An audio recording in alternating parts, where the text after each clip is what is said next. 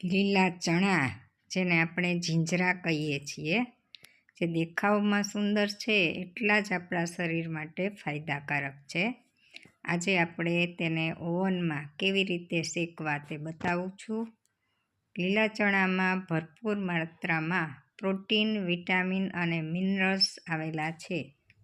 તેમાં રહેલું આયર્ન જે હિમોગ્લોબિન વધારવામાં મદદરૂપ થાય છે, અને તેમાં રહેલું વિટામિન સી તથા વિટામિન બી9 શરીરને શક્તિ પૂરી પાડે છે.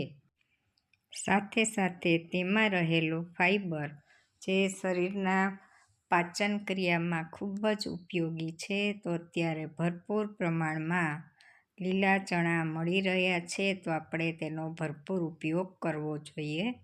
તો અહીં મેં ઓવનમાં તેને ટર્નિંગ ટ્રે ઉપર મૂકી દીધા છે અને માઇક્રો પાવર મોડ ઉપર માત્ર 5 જ મિનિટમાં આપણા ચણા છે એ શેકાઈ જશે.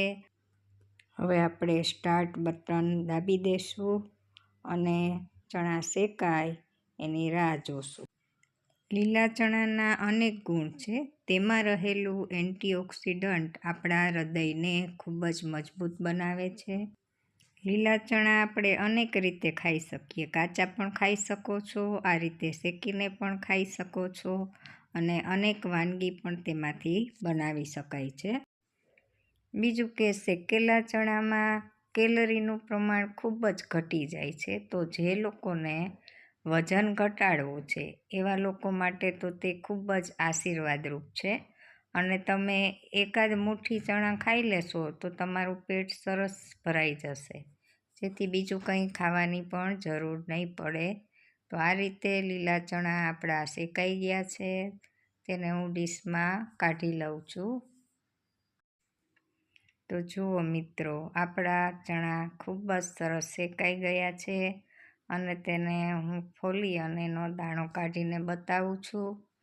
તો જે રીતે આપણે ગેસમાં ચણા શેકીએ છીએ એ જ રીતે અહીંયા પણ સરસ મજાના દાણા છે એ શેકાઈ ગયા છે. અને તમે જુઓ, આપણે ગેસ ઉપર તાવડીમાં કે શેકીએ તો ચણા આખા કાળા થઈ જાય છે, અને ફોલીને ખાઈએ ત્યારે આપણા હાથ પણ કાળા થાય છે, અને ખાઈએ એટલે આપણું મોઢું પણ કાળું થાય છે. તો આ રીતે ઓવનમાં ફાયદો એ છે કે અહીંયા જરા પણ જેવા આપણે મૂક્યા હતા એવા ને એવા જ આપણે પાછા શેકાઈ ગયા, છતાં પણ એવા ને એવા જ આપણે બારે મળે છે, અને હાથ પણ બગડતા નથી.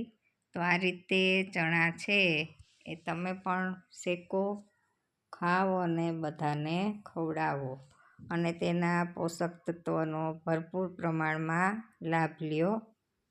મારો વિડીયો ગમ્યો હોય તો મારી ચેનલને લાઈક, શેર અને સબસ્ક્રાઈબ કરજો, અને આવા વિડીયો જોવા માટે બેલ આઇકન પણ દબાવી દેજો. અને ચણાના જે કાંઈ પોષક તત્વ છે એ ખાવાથી આપણું શરીર મજબૂત બને છે. તો લીલા ચણાનો શિયાળામાં ભરપૂર લાભ લ્યો, ઘરનાઓને પણ ખવડાવો. અને આ રીતે મેં પણ ગરમા ગરમ ચણા ખાઈ અને ચણાની શક્તિનો ભરપૂર પ્રમાણમાં લાભ મેળવી લીધો. તો ચાલો તમે પણ બનાવશો ને આ રીતે શેકેલા ચણા, અને ઘરનાને પણ ખવડાવજો. Bye bye.